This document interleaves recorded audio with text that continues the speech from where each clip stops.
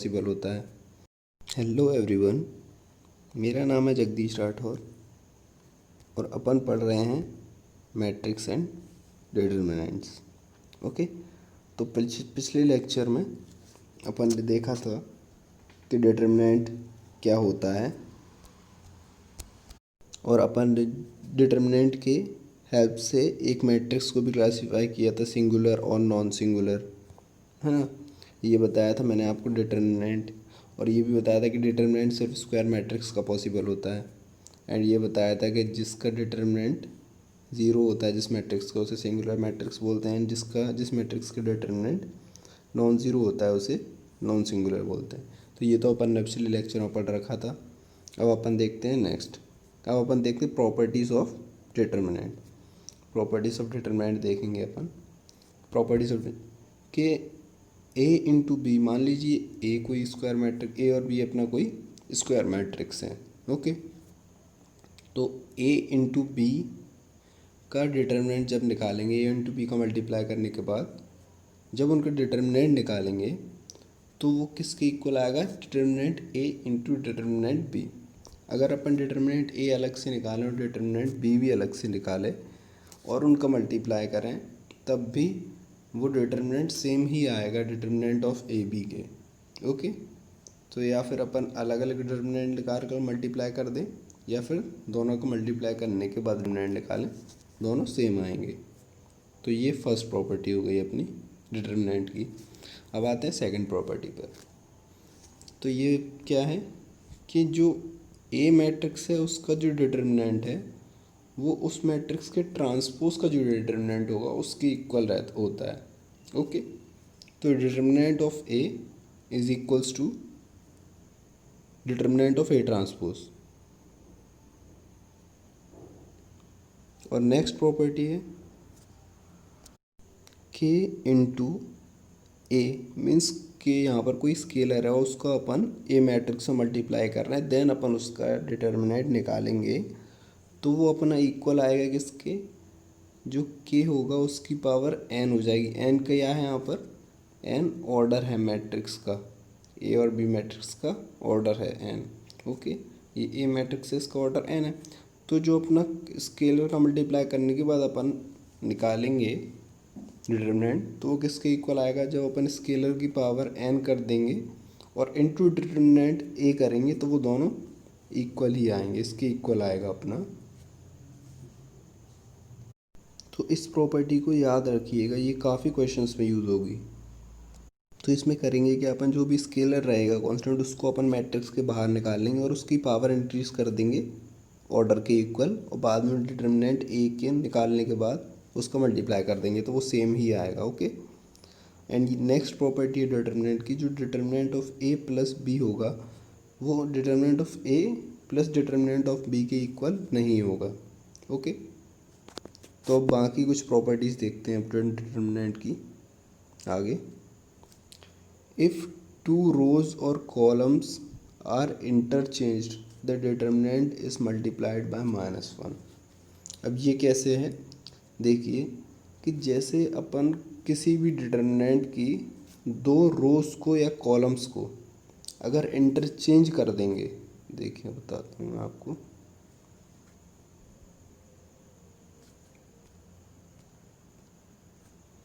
ये अपना कोई डिटरमिनेंट है, A B C E F G H I, ये अपना कोई डिटरमिनेंट है। Okay, 3x3। अगर इन दो रोज को अपन कॉलम्स को अगर इंटरचेंज कर देंगे तो इसका जो है माइनस हो जाएगा, इसका डिटरमिनेंट की वैल्यू माइनस हो जाएगी, साइन चेंज हो जाएगा, -1 का मल्टीप्लाई हो जाएगा, या फिर बोल सकते हैं साइन चेंज हो जाएगा। ओके, और अगर मान लीजिए अपन इसके बाद फिर से इन दो रोज को कॉलम्स कुछ इंटरचेंज कर देते हैं तो फिर से एक -1 का मल्टीप्लाई हो जाएगा। ऐसा होगा, जितना अपन रो और कॉलम्स को इंटरचेंज करेंगे उतना माइनस लगता जाएगा अपना बाहर। ये तो हुआ अपना रो की बात। ओके, अब मान लीजिए कॉलम की बात, सॉरी। अब देखिए मान लीजिए कोई रो है। अब ये दो रोज़ हैं अपन की। अगर अपन इन दो रोज़ को इंटरचेंज करेंगे तब भी अपना -1 का मल्टीप्लाई हो जाएगा अपने डिटर्मिनेंट। ओके, तो ये है अपने इस प्रॉपर्टी का मतलब। ओके, तो आगे देखते हैं। इफ़ अ रो और column of a matrix is multiplied by scalar K, determinant of a matrix is multiplied by K. अगर किसी एक अपना जो मैट्रिक्स है उसके किसी एक रो या कॉलम में अपन ने किसी स्केलर का मल्टीप्लाई के का किया, तो जो उसके डिटर्मिनेंट में मल्टीप्लाई होगा वो पूरे के का मल्टीप्लाई हो जाएगा। मतलब जो उसका डिटर्मिनेंट है वो के से इंक्रीज, उसका डिटर्मिनेंट के टाइम्स हो जाएगा। मीन्स टू से सिंपली, जैसे अगर मान लीजिए ये मैट्रिक्स था अपना कोई, ठीक है, डिटर्मिनेंट से पहले ये मैट्रिक्स है अपना मान लीजिए, और अपन ने ये इस रो में के का मल्टीप्लाई किया है, ठीक है। फर्स्ट रो में अपन ने के का मल्टीप्लाई किया, तो अपन जब इसका डिटर्मिनेंट निकालेंगे तो अपना इसका जो डिटर्मिनेंट है वो के टाइम्स हो जाएगा जो मैट्रिक्स पहले थी उसके डिटर्मिनेंट के, ठीक है। जब अपन सिर्फ एक रो में ये कॉलम में मल्टीप्लाई करेंगे, ओके, किसी मैट्रिक्स डिटर्मिनेंट के, तो उसका जो डिटर्मिनेंट होगा के टाइम्स हो जाएगा। ओके,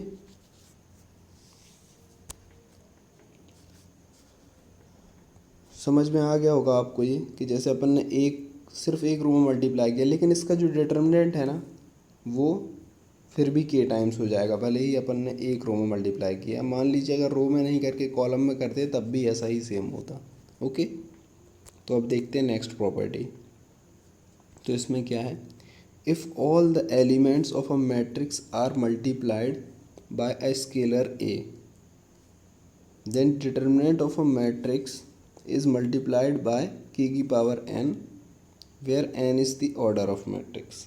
देखिए मैंने जैसे आपको पिछले बताया था यहाँ पर, तो यहाँ पर क्या होगा कि अपना यहाँ पर जो मैट्रिक्स है ऑर्डर उसका n, मीन्स यहाँ पर अपना जो मैट्रिक्स का ऑर्डर 3 है तो n की जगह अपना 3 आ जाएगा, ठीक है, n इक्वल्स टू 3 हो जाएगा। तो मान लीजिए कि अपन हर एलिमेंट में k का मल्टीप्लाई करते हैं, अगर हर एलिमेंट में अगर k का मल्टीप्लाई किया, ये अपनी मैट्रिक्स है, अपन ने हर एलिमेंट में k का मल्टीप्लाई कर दिया। ओके, तो अपना जो मैट्रिक्स है वो क्या आएगा, जो अपना डिटर्मिनेंट रहेगा। पहले तो मान लीजिए जो अपना डिटर्मिनेंट, ये मैट्रिक्स जो ए था पहले अपना, उसका डिटर्मिनेंट ए है, तो इसका मैट्रिक्स का जो डिटर्मिनेंट है वो कैसे चेंज हो जाएगा, जो अपना स्केलर है के का मल्टीप्लाई किया जैसे अपन ने इधर, तो वो कितना इंक्रीज हो जाएगा, के की पावर n, मीन्स यहाँ पर जितना ऑर्डर होगा n, तो यहाँ पर अपना ऑर्डर क्या है 3 है, तो के की पावर 3 टाइम्स इतना हो जाएगा अपना जो डिटर्मिनेंट है वो मैट्रिक्स का। ओके, जब ईच एलिमेंट में अपन मैट्रिक्स के मल्टीप्लाई करेंगे तो के की पावर n टाइम्स अपना डिटर्मिनेंट हो जाएगा उसका, जो पिछला डिटर्मिनेंट था सिंपल मैट्रिक्स का वो। ओके, अब देखते हैं अगली property. Determinant of a triangular matrix is equal to the product of principal diagonal elements. Okay, चलिए देखते हैं अपन ये प्रॉपर्टीज़ को देखते हैं। जैसे ये कोई अपना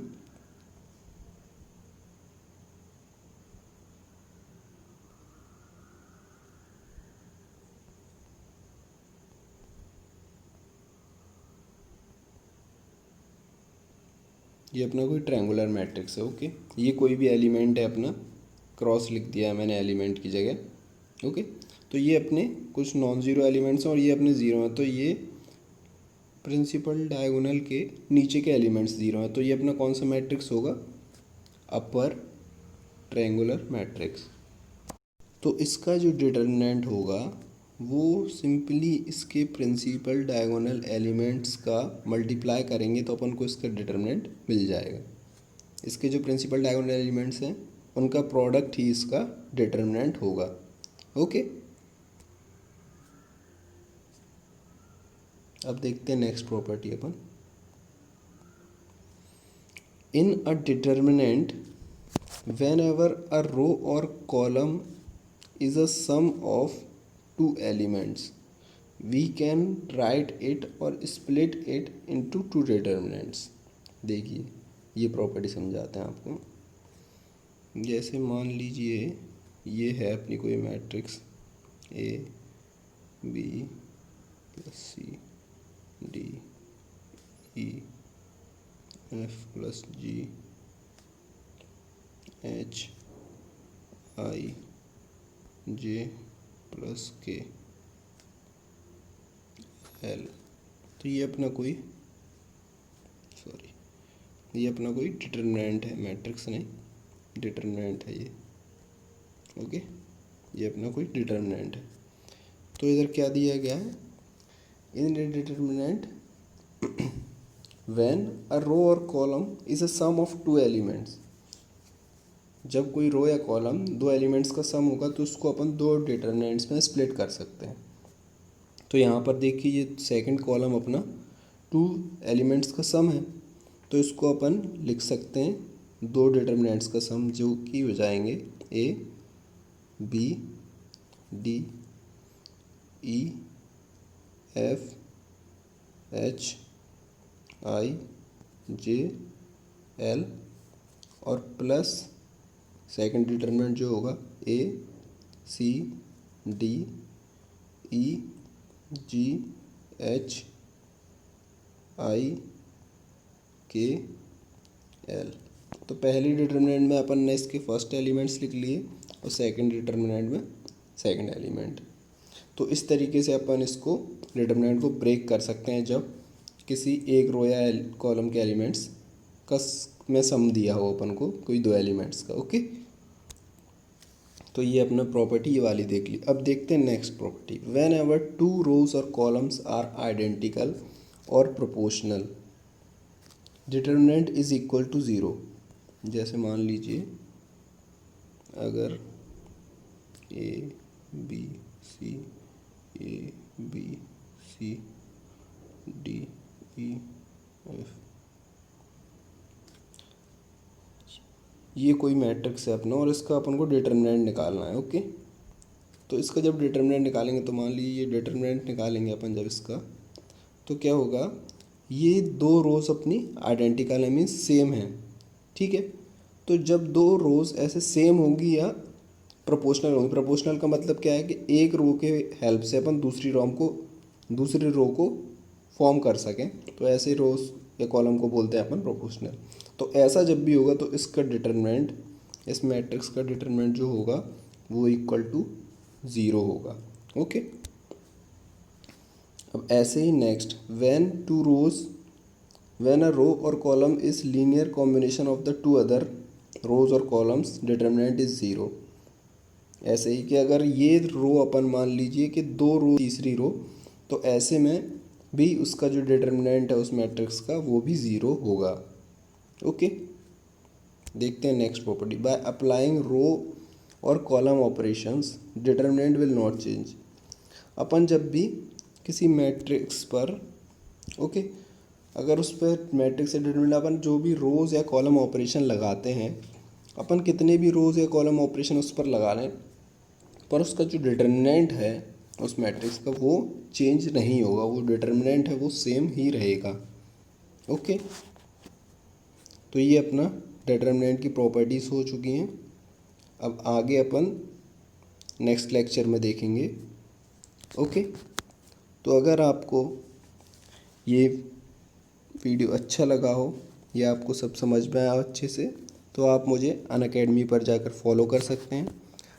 लिंक मैंने डिस्क्रिप्शन में दे दिया है अपने प्रोफाइल का, तो वहाँ पर प्रोफाइल पर जाके आप मुझे फॉलो कर सकते हैं अनअकैडमी पर। ओके, हमारे चैनल को सब्सक्राइब करें और इस वीडियो को अपने फ्रेंड